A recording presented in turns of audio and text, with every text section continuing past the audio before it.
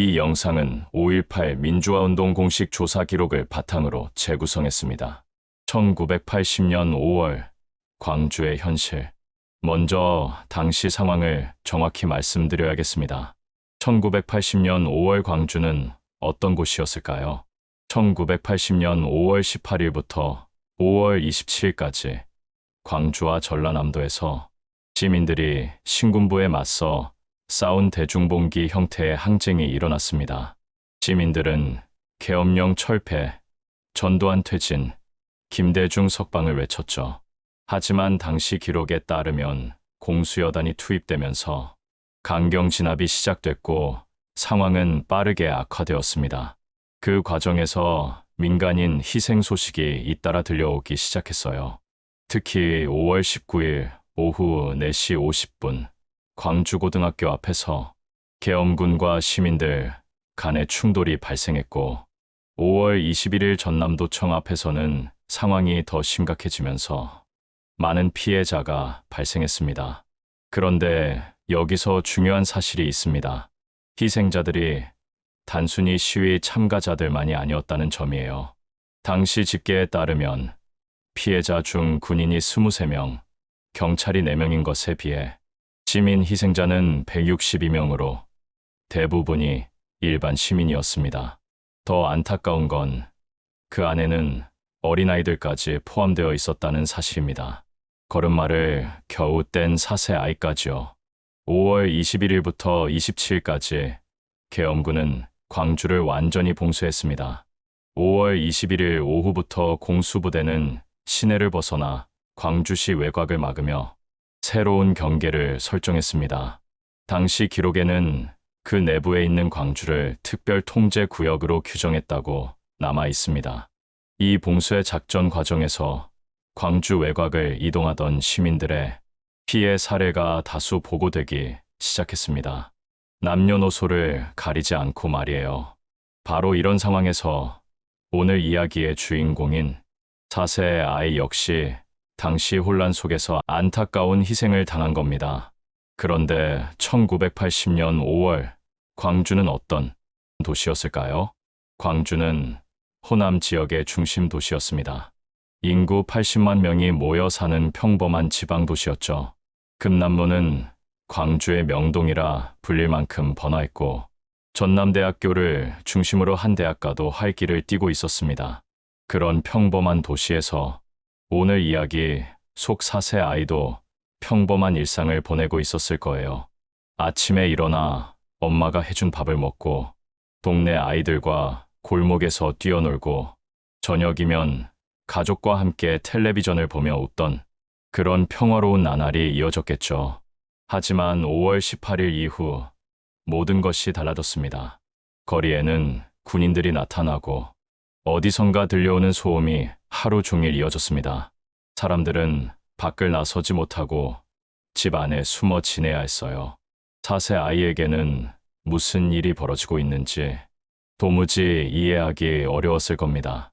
왜 엄마 아빠가 불안해하는지, 왜 밖에 나가면 안 되는지, 그 작은 아이는 그저 부모 품에 안긴 채 세상이 갑자기 달라지는 걸 느끼고 있었겠죠.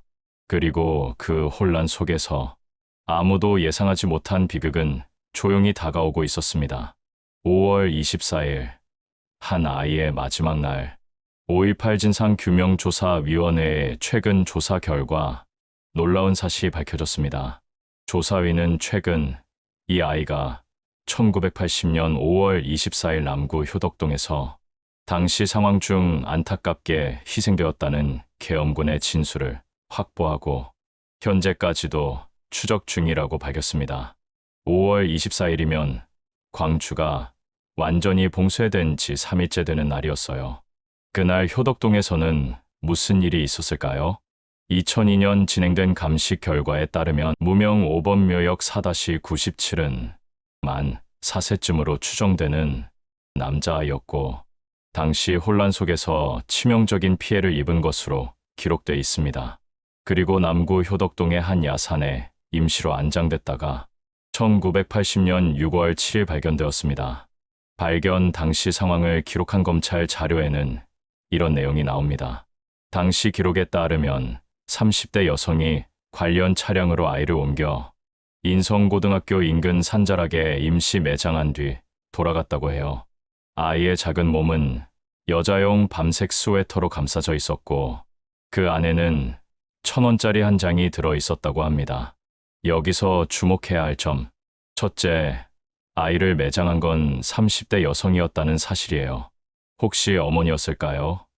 아니면 아이를 돌보던 누군가였을까요? 둘째, 관련 차량으로 운반됐다는 점입니다. 이는 당시 상황에서 공식적인 처리 과정이 있었을 가능성을 보여줍니다. 셋째, 여자용 밤색 스웨터로 감싸져 있었다는 것. 아이 자신의 옷이 아니라 누군가 따뜻한 마음으로 덮어준 옷이었던 거죠. 넷째, 주머니 속 1,000원 한 장. 1980년 당시 1,000원은 상당한 금액이었습니다. 누군가 혹시 길을 잃더라도 이걸로 뭐라도 사 먹을 수 있기를 바라는 마음으로 넣어준 건 아닐까요? 실제로 발굴 기록을 보면 조금 더 구체적입니다. 만 4세쯤으로 추정되는 남자아이, 분홍색 여자 스웨터에 감싸져 있었고 회색 바지가 함께 발견됐다는 내용이 있어요. 하지만 여기서 혼란스러운 부분이 있습니다. 어떤 기록에는 밤색 스웨터라고 되어 있고 다른 기록에는 분홍색 스웨터라고 남아있죠. 43년이라는 시간이 흐르며 기록이 일부 달리 전해진 겁니다. 하지만 중요한 건 한 가지예요. 누군가가 그 작은 아이를 정성껏 감싸주었다는 사실입니다. 스웨터로 따뜻하게 덮어주고 바지를 입혀주고 주머니에는 1,000원 한 장까지 넣어준 그 마음 말이에요. 의학 기록에 따르면 발견되기 약 10일에서 12일 전 목 뒤쪽 부위에 치명적인 피해 흔적이 확인됩니다. 즉, 5월 24일경 목격된 진술과 의학 기록이 일치하는 거예요. 의학 기록 속 표현을 빌리면 아이의 목 왼쪽 뒤쪽 부위에서 손상이 발견되었다고 남아 있습니다. 이는 아이가 뒤를 돌아보거나 도망치려는 순간 당시 상황 중 피해를 입었을 가능성을 보여줍니다. 4세 아이가 도망간다고 해봐야 얼마나 빨랐을까요? 그 작은 다리로, 그 짧은 보폭으로 말이에요. 당시 아동 희생자들의 현실, 국방부 자료에 따르면 1980년 5월 당시 14세 이하 어린이 피해자는 모두 8명으로 기록되어 있습니다. 그 중에서도 오늘 이야기의 주인공인 4세 아이가 가장 어렸어요. 다른 어린이 피해 사례를 보면 7세, 9세, 11세, 13세 대부분은 초등학생 나이였죠. 그런데 4세라는 나이는 정말 예외적으로 어린 나이였습니다. 7세면 초등학교를 다니는 나이이고 9세면 혼자서도 어느 정도 스스로 행동할 수 있는 나이예요. 하지만 4세는 아직 부모의 손길 없이는 아무것도 할 수 없는 나이였어요. 그런 아이가 어떻게 효덕동까지 가게 되었을까요? 분명 누군가와 함께 있었을 가능성이 높아요. 그렇다면 그 아이와 함께 있었던 사람은 어디로 간 걸까요? 이런 의문은 43년이 지난 지금까지도 완전히 풀리지 않고 있습니다. 쌀포대 관과 따뜻한 배려. 그 아이는 처음에 어떻게 안장되었을까요? 기록에 따르면 무명 5번묘역 4-97은 관을 마련하지 못해 쌀 포대에 담긴 채 임시로 안장되었습니다. 1980년 5월 당시 광주는 완전한 혼란 상태였어요. 너무 많은 이들이 한꺼번에 희생되면서 제대로 된 관을 구하기도 어려웠고 장례 용품조차 부족했죠. 특히 4세 아이를 위한 작은 관은 더더욱 구하기 어려웠을 겁니다. 그래서 쌀 포대를 사용했던 거예요. 하지만 여기서 중요한 건 그럼에도 누군가는 그 아이를 정성스럽게 모셨다는 사실이에요. 스웨터로 감싸고 비에 젖지 않도록 비닐까지 씌워서 안장했습니다. 이런 모습은 당시 광주 시민들의 깊은 인간애를 보여줍니다. 극한의 상황에서도 생명의 위협 속에서도 희생된 이들을 소홀히 하지 않았던 마음이 담겨 있었죠. 특히 어린아이에게는 더더욱 각별한 마음을 쏟았을 거예요. 이 작은 아이만큼은 따뜻하게 모셔드려야지라는 마음으로 말이에요. 그리고 발견 당시 함께 있던 1,000원 한 장. 1980년 당시 1,000원이면 성인 남성 하루 일당이 2, 3천 원 정도였던 시절에 상당히 큰 금액이었어요. 아마도 누군가 혹시라도 길을 잃을 때 이걸로 무언가 먹을 수 있기를, 도움이 필요하면 이걸로 부탁할 수 있기를 바라는 마음으로 넣어주었을지도 몰라요. 망월동에서 민주묘지까지. 그 아이는 처음에 망월동 공동묘지에 안장되었습니다. 1980년 6월 7일 발견된 후 심원을 알 수 없어서 무연고자로 분류돼 그곳에 잠들게 된 거죠. 망월동은 광주 외곽의 조용한 산자락 마을이었어요. 낮에도 일신연스럽고 밤이면 더욱 쓸쓸한 공동묘지였죠. 21년 동안 그곳에서 지내는 동안 그 아이는 정말 외로웠을지도 몰라요. 가족도 모르고 이름도 알 수 없고 그저 숫자로만 기록된 채로 말이에요. 하지만 완전히 잊힌 건 아니었어요. 1980년대와 90년대 내내 용기 있는 이들이 몰래 찾아와 조용히 향을 피우고 꽃을 놓고 갔거든요. 그 시절엔 5.18을 공개적으로 이야기하는 것조차 힘들었습니다.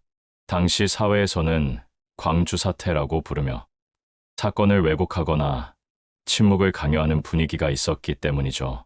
그런 상황에서도 누군가는 그 작은 아이를 잊지 않고 추모했습니다. 2001년 국립 5.18 민주묘지가 조성되면서 상황은 달라졌어요. 무명 5번묘역 4-97도 새로운 보금자리로 이장됐습니다. 당시 이장 대상이었던 11구의 유해 중 6명은 유전자 검사를 통해 가족을 찾았지만 나머지 5명은 일치하는 정보가 없었습니다. 4세 아이는 안타깝게도 그 가족을 찾지 못한 5명 중 1명이었어요. 그래도 이전보다 훨씬 나은 환경에서 꽃과 잔디로 덮인 묘역에서 편히 쉬게 되었습니다. 새로운 희망이 생겼습니다. 518 진상규명조사위원회가 진원이 밝혀지지 않은 무명 열사들의 유전자 시료를 다시 채취하기 시작한 거예요. 과학기술이 발전하면서 DNA 분석 기법도 이전보다 훨씬 정밀해졌기 때문입니다. 예전에는 23개의 유전자 정보만 활용했지만 지금은 무려 141개의 유전자 정보를 분석할 수 있어요. 덕분에 부모 형제뿐 아니라 삼촌, 조카 등 반개 가족까지 진원을 확인할 가능성이 높아졌습니다. 특히 오래된 유해에서도 정보 복원이 가능해졌다는 점이 큰 변화라고 할 수 있어요. 5.18 관련 행방불명 신고가 된 242가족 중 196가족 376명의 DNA가 이미 채취됐고 지금도 계속 대조 작업이 진행 중입니다. 실제로 성과도 있었어요. 2021년 6월 무명 열사 중 한 분이 신동남 씨로 확인되면서 남은 무명 열사는 4명으로 줄었습니다. 40년 만에 가족의 품으로 돌아간 신동남 씨의 이야기는 많은 사람들의 마음을 울렸어요. 가족들이 얼마나 오랫동안 기다렸는지, 그리고 그 기다림이 얼마나 간절했는지. 하지만 안타깝게도 무명 5번묘역 4-97의 가족은 아직 찾지 못했습니다. 그 이유는 다양할 수 있어요. 가족 모두가 그때 함께 피해를 입었을 가능성, 혹은 가족들이 아직도 다른 곳에 살고 있다고 믿고 있는 경우, 광주에 연고가 없는 외지 가족일 가능성, 혹은 너무 고통스러운 기억이라 일부러 잊으려 했을 수도 있죠. 현대 기술로 되살아나는 기록들. 최근에는 인공지능 기술을 활용한 새로운 조사 방법들이 등장하고 있습니다. 예를 들어, 당시 촬영된 사진을 AI로 분석해 실종자를 찾아내는 기술, 음성 인식 시스템을 활용해 증언을 더 정밀하게 해석하는 방법들이 있어요. 또한 디지털 복원 기술을 통해 당시 현장을 3D로 재현해 사건을 재구성하는 시도들도 이뤄지고 있습니다. 이런 첨단 기술들은 43년 전 4세 아이에게 무슨 일이 있었는지 새로운 단서를 찾는 데 큰 도움이 될 수 있어요. 과학기술의 발전이 과거의 진실을 밝히는 강력한 열쇠가 되고 있는 셈입니다. 흥미로운 단서가 하나 더 있습니다. 518 행방불명자 명단에는 이 유해와 비슷한 나이의 어린이가 한 명 있어요. 5월 20일 기차를 타고 광주에 왔다가 외할머니 외삼촌과 함께 연락이 끊어진 당시 5세의 박광진 군입니다. 5.18 진상조사위원회는 박군 DNA와 무명 5번의 유전자를 대조할 계획이라고 밝혔어요. 생각해 보세요. 만약 이 아이가 정말 박광진 군이라면 그 어머니는 43년 동안 얼마나 애타게 기다리셨을까요? 4살과 5살은 겨우 1살 차이일 뿐이에요. 게다가 법의학적 나이 추정에는 11, 2년 정도의 오차가 있을 수 있습니다. 영양 상태나 성장 속도에 따라서도 차이가 날 수 있죠. 박광진 군의 실종 경위도 특히 주목됩니다. 5월 20일에 광주에 도착한 이후 외할머니와 외삼촌과 함께 있다가 흔적을 잃었다는 기록이 있거든요. 만약 그렇다면 5월 20일부터 24일까지 나흘 동안 그 아이에게 무슨 일이 있었던 걸까요? 함께 있던 외할머니와 외삼촌은 또 어떻게 된 걸까요? 아직 결과는 나오지 않았습니다. DNA 대조 결과를 기다리고 있는 상황이에요. 만약 이 아이가 정말 박광진 군으로 밝혀진다면 43년 만에 가족 품으로 돌아가는 순간이 올 수도 있겠죠. 그 어머니가 아직 살아계신다면 그 재회는 상상만 해도 눈물이 나는 장면일 거예요. 혹시 아니라 하더라도 실망할 필요는 없습니다. 다른 방법을 통해서라도 계속 찾을 수 있으니까요. 과학기술은 계속 발전하고 있어요. 지금은 불가능한 검사도 몇 년 뒤에는 가능해질지도 모릅니다. 그래서 포기하지 않고 계속 시도하고 있는 거예요. 무엇보다 중요한 건 기억하는 것이에요. 우리가 이 아이를 기억하는 동안 그 아이는 절대 완전히 사라지지 않습니다. 숫자가 아니라 이야기로, 기록으로, 이름 없는 별처럼 계속 남게 되니까요. 매년 찾아오는 사람들, 매년 5월 18일이 되면 무명 5번 묘역 4-97 아이의 묘 앞에는 많은 사람들이 찾아옵니다. 어떤 할머니는 매년 손수 만든 음식을 준비해 오세요. 자기 손주뻘 되는 아이라면서 정성스럽게 차려온 음식을 묘 앞에 놓고 가십니다. 아가야, 할매가 맛있는 거 해왔다. 작게 속삭이며 다녀가시죠. 어떤 아주머니는 작은 장난감을 들고 오세요. 자동차, 인형, 블록. 4살 아이가 좋아했을 만한 것들이에요. 내가 못 가지고 놀았을 장난감들이야. 그렇게 말하며 놓고 가십니다. 젊은 엄마들도 아이 손을 잡고 찾아옵니다. 우리 아이가 4살인데 이 나이가 얼마나 어리고 연약한지 매일 느껴요. 이런 작은 아이가 당시 상황을 겪었다니 정말 상상조차 안 돼요.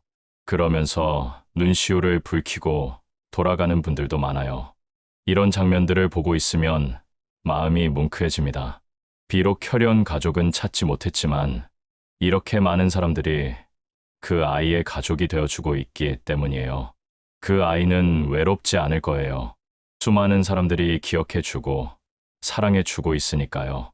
특히 같은 또래 손주를 둔 할머니, 할아버지들이 자주 오십니다. 대부분 오래 계시지 못해요. 묵묵히 서 있다가 고개를 숙이고 돌아가세요. 들려오는 말들은 이렇습니다. 미안하다, 아가야. 우리가 너를 지켜주지 못했구나. 내가 우리 손주랑 같은 나이였을 텐데 얼마나 힘들었을까. 이제는 무섭지 않아, 아가야. 많은 사람들이 너를 기억하고 있어. 그런 마음이 전해져서인지 작은 묘 주변에는 항상 꽃이 끊이지 않습니다. 5월뿐만 아니라 1년 내내 누군가가 놓고 간 꽃들이 가득해요. 요즘에는 젊은 세대들도 많이 찾아옵니다. 대학생, 직장인, SNS를 통해 이야기를 알게 돼서 일부러 오는 거죠.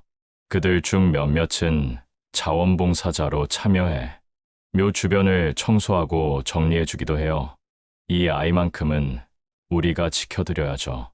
그런 마음으로 발걸음을 옮기는 사람들 덕분에 무명 5번 아이의 묘는 항상 깨끗하게 유지되고 있습니다.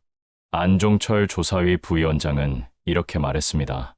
신원을 확인하지 못해 아직까지 무명 열사로 남아있는 분들에 대한 유전자 검사를 체계적으로 진행하겠다. 이는 40년 동안 기다려온 유가족들을 위한 조사위의 책무다. 무명 5번 묘역 4-97 4살 아이의 이야기는 아직 끝나지 않았습니다. 지금도 계속 이어지고 있는 이야기예요. 5.18 진상규명위원회는 추가 유전자 분석을 통해 무명 열사의 신원을 확인하는 작업을 이어가고 있습니다. 송선태 위원장은 이렇게 말했죠. 무명 열사와 행방불명자를 찾기 위해서는 보다 치밀하고 유기적인 조사가 필요하다라며 5.18 관련 행방불명으로 신고된 242명의 가족 중 196가족, 376명의 유전자가 채취된 만큼 이를 다시 대조하는 작업도 진행하고 있다고 밝혔습니다. 기술은 계속 발전하고 있어요. AI 데이터 분석, 정밀한 DNA 검사법, 디지털 복원 기술, 새로운 기술들이 가족을 찾는데 큰 힘이 될 수 있습니다. 하지만 무엇보다 중요한 건 사람들의 관심과 기억이에요. 아무리 좋은 기술이 있어도 사람들이 기억하지 않으면 아무 소용이 없거든요. 작은 가능성이라도 확인해보는 게 중요합니다. DNA 검사는 간단하고 작은 단서 하나가 큰 기억을 만들 수 있어요. 또 주변에서 들은 기억들도 소중한 단서가 될 수 있습니다. 우리 동네에서 어린아이가 사라졌다더라. 옆집 분이 아이를 잃고 많이 힘들어 하셨다더라. 친척 중에 광주에 있던 아이 소식이 끊겼다더라. 이런 이야기들이 작은 열쇠가 될 수 있어요. 43년을 기다린 4살 아이의 이름을 되찾는 일. 그건 단순히 한 아이의 문제가 아닙니다. 우리 모두의 문제예요. 그 아이가 이름을 되찾는다는 건 우리가 인간의 존엄성을 지킨다는 의미이기도 해요. 시간이 아무리 흘러도 누구도 잊히지 않는다는 걸 보여주는 일이니까요. 그리고 이것은 역사를 바로 세우는 과정의 일부이기도 합니다. 5.18은 과거의 이야기가 아니라 오늘을 살아가는 우리에게도 이어진 역사예요. 그 속에서 희생된 모든 분들을, 특히 아직 이름조차 알 수 없는 작은 아이까지도 기억하는 것은 우리의 책임입니다. 무명 5번 묘역 4-97 아이의 이름을 찾는 일은 아직 끝나지 않았어요. 오늘 이 이야기를 들으신 여러분 한 분 한 분이 그 여정에 함께할 수 있습니다. 댓글로 기억을 나눠주세요. 주변 사람들에게 이 이야기를 알려주세요. 그리고 관심을 가지고 지켜봐 주세요. 언젠가는 그 아이도 다른 무명 열사들처럼 가족을 찾게 될 거예요. 그날까지 우리는 포기하지 않고 기다리고 기억할 겁니다. 역사는 기억하는 사람들에 의해 완성됩니다. 여러분이 이 아이를 기억해 주신다면 그 아이는 결코 혼자가 아니에요. 무명 5번 아가야, 조금만 더 기다려줘. 우리가 꼭 너의 이름을 찾아줄게. 오늘도 내 곁에 우리가 있어요.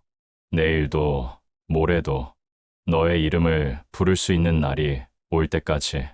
오늘 전해드린 이야기는 국회 5.18 민주화운동 진상조사 특별위원회의 공식 답변 자료, 518 진상규명조사위원회의 조사 기록과 브리핑, 국립 518민 주묘지 관리 자료, 그리고 2002년 검찰 조사 기록을 바탕으로 재구성했습니다.